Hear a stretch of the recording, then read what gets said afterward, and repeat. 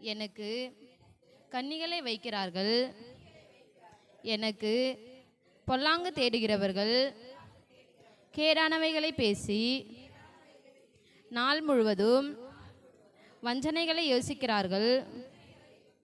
நானோ செவிடனைப் போல கேளாதவனாகவும் ஊமையனைப் போல வாய் திறவாதனாகவும் இருக்கிறேன்.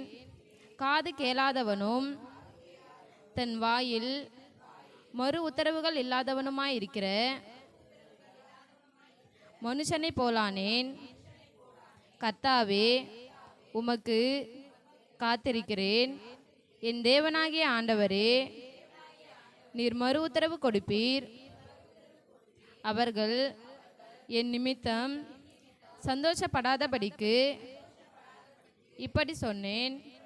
என் கால் தவறும்போது என் மேல் பெருமை பாராட்டுகிறவர்களே, நான் தடுமாறி விழ ஏதுவாயிருக்கிறேன்.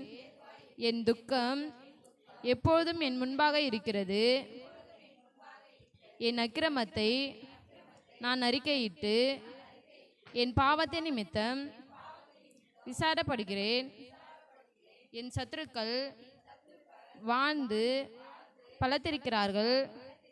முகாந்திரம் இல்லாமல் என்னை பகைக்கிறார்கள், பெருகி இருக்கிறார்கள். நான் நன்மையை பின்பற்றுகிறபடியால்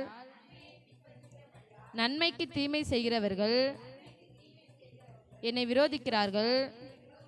கர்த்தாவே, என்னை கைவிடாதேயும். என் தேவனே, எனக்கு தூரமாயிராதேயும்.